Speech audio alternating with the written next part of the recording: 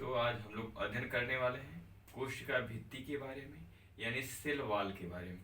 कोशिका भित्ति क्या होती है तथा कोशिका भित्ति का मुख्य कार्य क्या होता है और किसमें किसमें पाई जाती है, इसके बारे में हम लोग आज अध्ययन करेंगे। तो देखिए, ये एक प्लांट की कोशिका यानी पौधों की कोशिका का सामान्य फिगर है।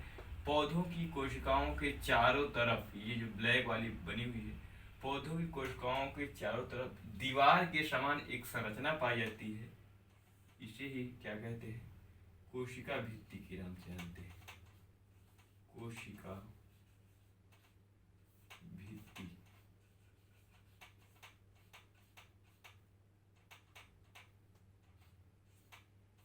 इसे हम कोशिका भित्ति के नाम से जानते हैं। इसके अंदर की तरफ जो ये है ब्लू वाली संरचना है, इसे हम कोशिका झिल्ली कहते हैं। कोशिका झिल्ली।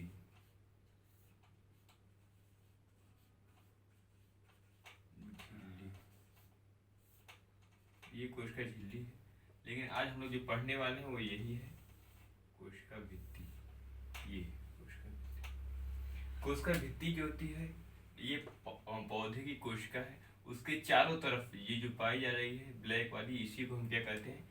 कोशिका भित्ति। कोशिका भित्ति जो होती है ये जंतु कोशिका में अनुपस्थित होती है, यानी कोशिका भित्ति जो होती है जंतु कोशिका में नहीं पाई जाती है। तो और पादप की कोशिका के सबसे बाहर वाली लेयर है, आउटर मोस्ट लेयर, सबसे बाहर वाली लेयर है, यही कोशिका भित्ति है। जबकि जंतु कोशिका में कोशिका भित्ति नहीं पाई जाती है। तो जंतु कोशिका में जब ये कोशिका भित्ति जो ब्लैक वाली नहीं पाई जाएगी, तो उसमें सबसे बाहरी कवरिंग जो होती है जंतु कोशिका में, कोशिका झिल्ली रहती है, क्योंकि कोशिका भित्ति की जस्ट बाद में क्या पाई जा रही है? कोशिका झिल्ली। तो जंतु में सबसे जो बाहरी कवरिंग होती है कोशिका झिल्ली की होती है, जबकि पौधों में जो सबसे बाहरी कवरिंग होती है किसकी होती है? कोशिका भित्ति की होती है। कोशिका भित्ति को इंग्लिश में सेल वॉल कहते हैं और कोशिका झिल्ली को हम सेल मेम्ब्रेन कहते हैं। इसे सेल मेम्ब्रेन कहते हैं। मेम्ब्रेन, ये सेल मेम्ब्रेन है, ये जंतु कोशिका में सबसे बाहर है पाई जाती है, और पौधों की कोशिका में कोशिका भित्ति सबसे बाहर पाई जाती है। और कोशिका की भित्ति के बारे में अगर हम बात करें तो कोशिका भित्ति जो होती है ये निर्जीव होती है। निर्जीव। ये पॉइंट काफी इंपॉर्टेंट है, ये कई बार एग्जाम में पूछा गया है। जो कोशिका भित्ति होती है ये निर्जीव होती है, जबकि जो कोशिका झिल्ली होती है ये क्या होती है? सजीव होती है। लेकिन हम बात करें कोशिका भित्ति की, तो कोशिका भित्ति निर्जीव होती है और काफी कड़ी होती है। काफी कड़ी होती है, यानी काफी हार्ड होती है। ये कोशिका भित्ति जो दिख रही है आपको मोटी सी, ये पौधों की कोशिकाओं में पाई जाती है। ये निर्जीव होती है और काफी कड़ी यानी हार्ड होती है, काफी हार्ड होती है। ये इसका मुख्य पहचान है कोशिका भित्ति की। और कोशिका भित्ति जो होती है, जो भी पदार्थ होते हैं जैसे जल के अलावा जिसमें जितने भी उसमें घुलने वाले पदार्थ हैं उन सब के लिए परमिएबल होती है, यानी पारगम्य होती है। पारगम्य यानी परमिएबल।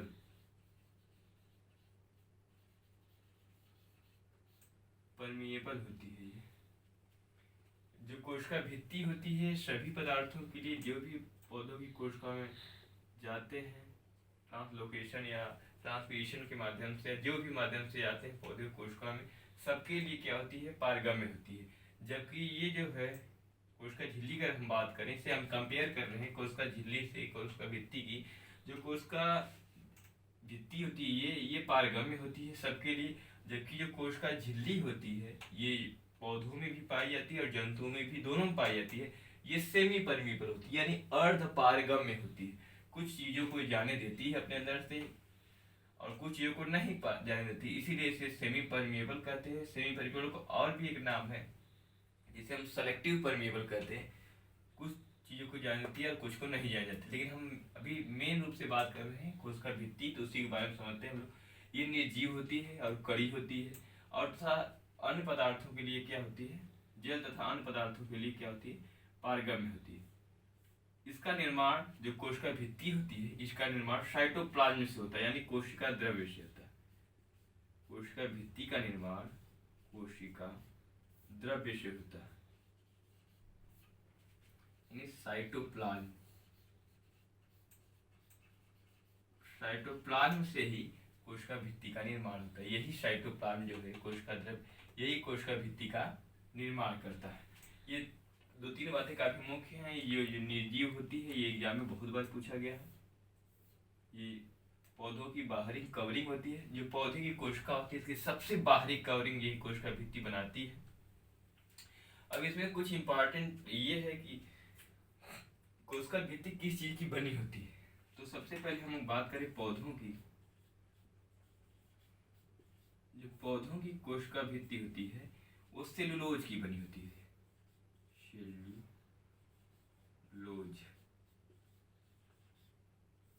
पौधों की कोशिका भित्ति सेलुलोज की बनी होती है। ये सेलुलोज,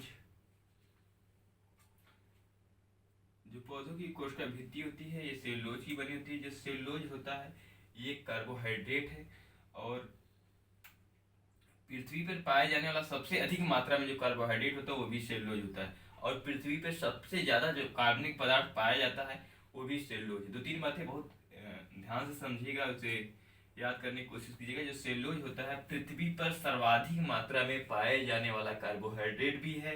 इसे और भी कह सकते हैं कि पृथ्वी पर सर्वाधिक मात्रा में कोई कार्बनिक पदार्थ पाया जाता है तो उसका नाम भी सेलुलोज होता है। क्योंकि जितने पृथ्वी में बहुत ज्यादा संख्या में पौधे पाए जाते हैं और सभी जितने भी पौधे होते हैं सबका जो बाहरी कवरिंग वो सेलुलोज का बना होता है। इसीलिए सेलुलोज सबसे ज्यादा मात्रा में पाए जाने वाला कार्बनिक पदार्थ है और सबसे ज्यादा मात्रा में पाए जाने वाला इस पृथ्वी पर कार्बोहाइड्रेट है।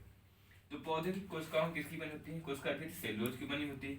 अगर हम बात करें कवक, तो कवक की जो कोशिका भित्ति होती है ये काइटिन की बनी होती है। काइटिन, कवक की कोशिका भित्ति काइटिन की बनी होती है। यहाँ लिख दें काइटिन। और ये एक और पूछता है बार बार एग्जाम में, शैवाल की जो कोशिका भित्ति होती है, शैवाल की कोशिका भित्ति ये भी सेलुलोज की ही बनी होती है। शैवालों की कोशिका भित्ति भी सेलुलोज की बनी होती है। इसके बाद एक बात करते हैं बैक्टीरिया, जिसे हम हिंदी में जीवाणु कहते हैं। जीवाणु की जो कोशिका भित्ति होती है ये पेप्टिडोग्लाइकान की बनी होती है।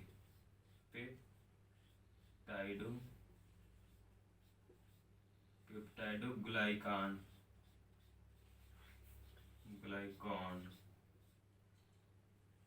पेप्टाइडोग्लाइकान। तो ये तीन बातें काफी इंपॉर्टेंट है इसके संबंध में।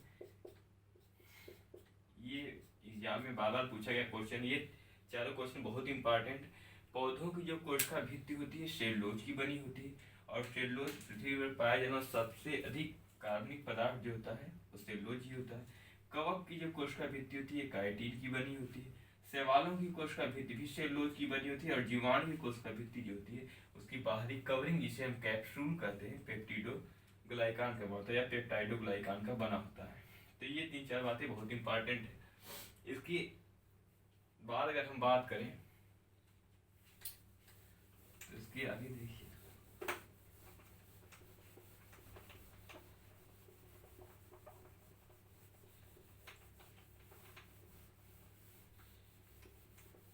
अब इसका मेन कार्य क्या होता है? कोशिका भित्ति का जो फंक्शन होता है यानी कार्य, कोशिका भित्ति का कार्य होता है, हम यहाँ लिखते हैं कार्य,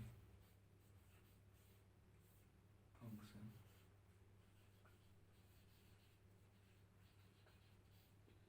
इसका कार्य क्या होता है? तो कोशिका भित्ति का जो पहला कार्य ये होता है कि कोशिका भित्ति जो होती है ये कोशिका में पाए जाने वाले समस्त, जिसके अंदर जितने भी कोशिकांग होते हैं यानी कोशिका के अंग जो होते हैं, जिन्हें हम माइटोकॉन्ड्रिया कहते हैं, हरित लवक, राइबोसोम, अंतःप्रदेय, बेजालिका, न्यूक्लियस, लाइसोसोम, जो भी होता है सब कोशिकांग है। यानी कोशिका के अंदर पाए जाने वाले सभी कोशिकांगों की क्या करती है? सुरक्षा करती है। यानी पहला काम इसका होता है कोशिका के अंदर पाए जाने वाले सभी कोशिकांगों की क्या करती है? सुरक्षा का कार्य करती है। इसके दूसरे और कार्यों की बात की जाए तो कोशिका को ये शेप मान एंड साइज प्रदान करती है, यानी आकार और आकृति। ये कोश जो पौधों की कोशिका होती है, या कवक की कोशिका भित्ति होती है, या पौधों की कोशिका भित्ति होती है, सबको यानी कोशिकाओं को आकार एवं आकृति किसके द्वारा प्रदान किया जाता है? कोशिका भित्ति के द्वारा। तो अगला पॉइंट हम लिख सकते हैं, ये कोशिकाओं को आकार एवं आकृति प्रदान करती है, एवं आकृति, आकार एवं आकृति प्रदान करती है। तो ये इसके दो मुख्य कार्य हैं। पहला कार्य जो था, ये कोशिकाओं को सुरक्षा, कोशिका में पाए जाने वाले कोशिकांगों को सुरक्षा प्रदान करती हैं। जो भी कोशिका के अंग हैं, जैसे माइटोकॉन्ड्रिया, हरित लवक, राइबोसोम, केंद्रक, जो भी है कोशिका द्रव्य, सबको ये क्या करती है? सुरक्षा प्रदान करती है। और दूसरा इसका मेन कार्य जो होता है, ये कोशिकाओं को आकार एवं आकृति प्रदान करती है। इसके अलावा और भी कार्य होते हैं, जैसे प्लाज्मोलाइसिस जब होता है, प्लाज्मोलाइसिस एक टर्म है, प्लाज्मोलाइसिस, प्लाज्मोलाइसिस, प्लाज्मोलाइसिस जब होता है, तभी इसी की वजह से जो कोशिकाएं हैं, प्लांट की कोशिका है, ब्रस्ट नहीं करती, यानी फटती नहीं। जैसे अगर हम बात करें जंतु कोशिका की, हम यहाँ एक जंतु कोशिका का फिगर बना लें, ये जंतु कोशिका है। अगर जंतु कोशिका को तनु गिरे में रखा जाए, यानी फ्रेश वाटर में अगर रखा जाए, किसी भी जंतु कोशिका को फ्रेश वाटर में रख दिया जाए, तो ये फूलकर फट जाती है। ये जो कोशिका होती है, इसे हम फ्रेश वाटर में रख दें, ये आपका फ्रेश वाटर है, और इसी कोशिका को रख दें इसमें, तो इसमें से वाटर जो होता है जंतु कोशिका में प्रवेश कर जाता है, क्योंकि इसका जो है कंसंट्रेशन होता है वो कम होता है, और कोशिका के अंदर जो कंसंट्रेशन होता है ये ज़्यादा होता है। इसलिए जो वाटर है इस कोशिका में प्रवेश करने लगता है, जिससे कोशिकाएं फट जाती हैं। लेकिन अगर ये जो कोशिका भित्ति रहती है, पौधों की कोशिका की भित्ति की बात करें, तो पौधों में कोशिका के चारों तरफ कोशिका भित्ति रहती है, जिससे जब पानी का अवशोषण होता है, यहाँ से अंदर जाता है कोशिका के अंदर, तो कोशिका इसकी अपेक्षा जल्दी फटती नहीं है, क्योंकि इसमें कोशिका भित्ति होती है जो इसके अंदर की तरफ एक प्रेशर लगाती है, जिसे हम टर्गर प्रेशर कहते हैं। तो ये पढ़ना नहीं है, लेकिन ये जानते रहिए कि जंतुओं की कोशिका की अपेक्षा पौधों की कोशिकाओं में प्लाज्मोलाइसिस या पौधे की कोशिकाएं फटती नहीं है, क्योंकि इसके चारों तरफ क्या पाया जाता है? कोशिका भित्ति पाई जाती है, जिससे बचाव का कार्य करती है। तो एक ये भी इसका कार्य है, कोशिका भित्ति का हुआ। तो अगर हम कोशिका भित्ति की संरचना की बात करें, किससे किससे मिलकर बनी होती है, तो जो कोशिका भित्ति में 4 लेयर होती है, कोशिका भित्ति की 4 प्रमुख लेयर होती है। इससे पहली लेयर का नाम है मिडिल लैमिला, जिससे कोशिका का निर्माण होता है।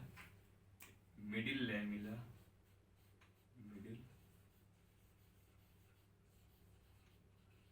लैमिला, इसे अगर हम हिंदी की बात करें तो मध्य पटलिका कहते हैं, मध्य पटलिका पहली लेयर। दूसरी इसकी प्राइमरी वाल,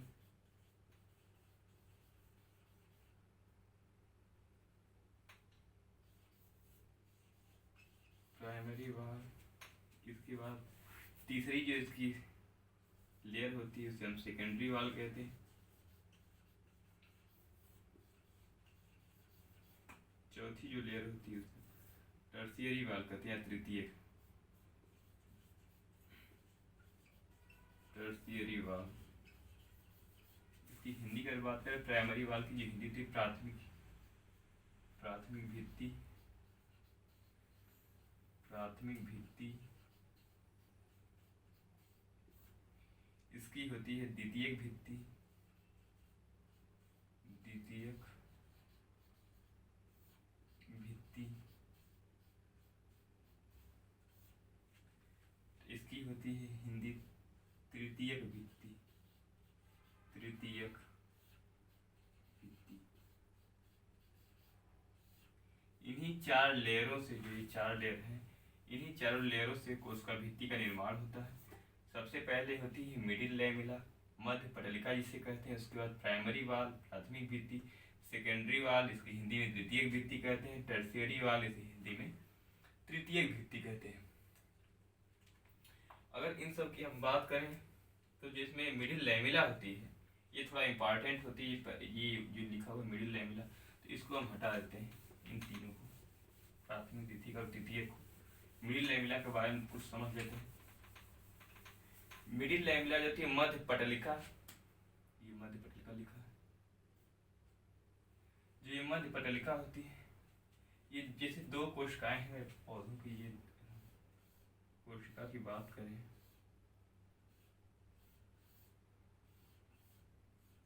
मान लीजिए कि ये पौधों की कोशिकाएं हैं, तो मिडिल लैमेला इसके यहाँ पाया जाएगा, यहाँ पर दो कोशिकाओं के बीच मिडिल लैमेला पाया जाता है। ये क्या करता है, सीमेंटिंग का कार्य करता है, यानी दोनों कोशिकाओं को आपस में बांधे रहता है। जिस प्रकार जैसे कि ईंट है जो दीवार में बना हुआ है, जिसकी दोनों दीवारों ईंटों के बीच में सीमेंट जो होता है ईंट को जोड़ने का काम करता है, ठीक उसी प्रकार जो मिडिल लैमेला होती है वो दो कोशिकाओं को आपस में जोड़ने का काम करती है। तो जो मिडिल लैमेला मध्य पटलिका होती है, ये सीमेंटिंग का कार्य करती है, यानी कोशिकाओं को जोड़ने का काम करती है। ये हम लिखते हैं जोड़ने का काम करती है, जोड़ने का काम करती है, यानी सीमेंटिंग। मध्य पटलिका के अंदर एक पदार्थ पाया जाता है जिसका नाम है कैल्शियम पेक्टेट, पेक्टेट या magnesium pectate, Mg, calcium pectate या मैग्नीशियम पेक्टेट। यही जो पदार्थ पाया जाता है कैल्शियम या मैग्नीशियम पेक्टेट, इसे हिंदी में यही कहते हैं कैल्शियम पेक्टेट या मैग्नीशियम पेक्टेट। यही दोनों कोशिकाओं के मध्य पाया जाता है जो दोनों कोशिकाओं को बांध कर रखता है। कैल्शियम और मैग्नीशियम पेक्टेट जो होता है दो कोशिकाओं के मध्य पाया जाता है और दोनों कोशिकाओं को आपस में जोड़ कर रखता है या बांध कर रखता है। तो मध्य पटलिका का मेन कार्य क्या है, जो कोशिकाओं को जोड़ता है, सीमेंटिंग का कार्य। जैसे सीमेंट होती है ना, दो ईंटों को बांध कर रखती है, ठीक उसी प्रकार मिडिल लैमेला जो होता है सीमेंटिंग का कार्य करता है। आपने देखा होगा शायद कि जो फ्रूट होते हैं यानी फल जो होते हैं कोई भी, जब वो कच्चे रहते हैं तो काफ़ी हार्ड रहते हैं, काफ़ी कठोर रहते हैं, उसका आवरण जो होता है काफ़ी कठोर रहता है। फलों का, फ्रूट यानी फलों का जब कच्चे रहते हैं तो उनका आवरण काफ़ी कठोर होता है, पकने के बाद काफ़ी ढीले हो जाते हैं, काफ़ी सॉफ्ट हो जाते हैं, यानी उसका आवरण जो काफ़ी कठोर था, काफ़ी रिजिड था, वो काफ़ी ढीला और सॉफ्ट होता है। क्यों? मिडिल लैमेला की वजह से। क्योंकि जब ये कच्चे रहते हैं, पके नहीं रहते हैं, तो मिडिल लैमेला जो होती है पाई जाती है, तो ये काफ़ी हार्ड होती है। लेकिन फल के पकने के बाद जो मिडिल लैमेला होती है गल जाती है, डिजॉल्व हो जाती है, इसकी वजह से ये फल जो होते हैं काफ़ी सॉफ्ट हो जाते हैं। तो ये पूछा गया एग्जाम में है, एक बार पूछा गया था पीजीटी वाले एग्जाम में कि ये जो कच्चे फल होते हैं इसमें मिडिल लैमेला पाई जाती है, जिसकी वजह से इसकी कवरिंग काफ़ी हार्ड होती है, कठोर होती है, रिजिड होती है।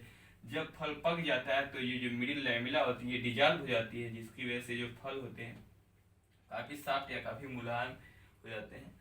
अगर हम बात करें इसके अलावा एक और इम्पॉर्टेंट पॉइंट इसमें कोशिका भित्ति में, तो कोशिका भित्ति एक फंजाई होता है, फंजाई का एक क्लास है जिसे हम स्लाइम फंजाई कहते हैं। एक क्लास है फंजाई का स्लाइम फंजाई, फंजाई नहीं एक फंजाई में एक क्लास होता है स्लाइम फंजाई, स्लाइम फंजाई।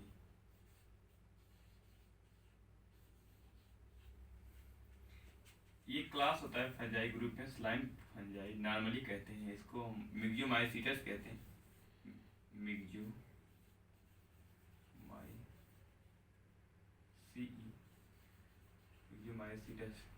ये क्लास होता है फंजाई का, काफ़ी इंपॉर्टेंट है ये पॉइंट। ये स्लाइम फंजाई, हिंदी में भी इसे स्लाइम फंजाई, मिक्सोमाइसीटस यानी एल्गी फंजाई ग्रुप का कवक ग्रुप का एक क्लास होता है। कवक को कई भागों में बांटा गया है, उसी का एक क्लास है मिक्सोमाइसीटस, जिसे हम स्लाइम फंजाई कहते हैं। ये जो फंजाई होता है इसमें बहुत ही कम समय के लिए, यानी बहुत कम समय के लिए,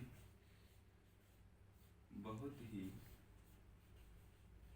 कम समय के लिए सेल वॉल बनती है, बहुत कम समय के लिए सेल वॉल बनती है, यानी जो बनती है। ये जो क्लास है मीडियमाइसीटस का, ये भी एग्जाम में पूछा गया है हायर लेवल के एग्जाम में, कि जो स्लाइम फंजाई होते हैं मीडियमाइसीटस क्लास के, इसमें कोशिका भित्ति पाई जाती है, लेकिन बहुत ही कम समय के लिए पाई जाती है, बहुत ही कम समय के लिए पाई जाती है। इसलिए पॉइंट काफी इंपॉर्टेंट है। इसमें कोशिका भित्ति परमानेंट नहीं रहती, काफी समय के लिए नहीं रहती, बहुत ही कम समय के लिए रहती है, इसलिए ये पॉइंट भी काफी इंपॉर्टेंट है। स्लाइम फंजाई जो मीडियमाइसीटस क्लास होता है फंजाई का, उसमें बहुत कम समय के लिए सेल वॉल यानी कोशिका भित्ति पाई जाती है। एक और इम्पॉर्टेंट बात इसमें, और जो लास्ट जो मोटाई होती है कोशिका भित्ति की, कोशिका भित्ति की जो मोटाई होती है 0.1 म्यू माइक्रोन से लेके 10 म्यू माइक्रोन, ये इसकी साइज होती है, जो वेरीज करती रहती है, यानी बदलती है, भिन्न भिन्न होती है, किसी में पतला होता है, किसी में मोटा होता है। तो जो कोशिका भित्ति की साइज है, हम साइज लिख सकते हैं, जो इसकी साइज है कोशिका भित्ति की, ये वेरीज करती रहती है, भिन्न भिन्न पौधों में या भिन्न भिन्न पौधों कवकों में भिन्न भिन्न होती है, जो 0.1 म्यू माइक्रोन से लेकर 10 म्यू माइक्रोन तक होती है। तो ये रहा आज का। अब कल हम लोग अध्ययन करेंगे कोशिका झिल्ली के बारे में।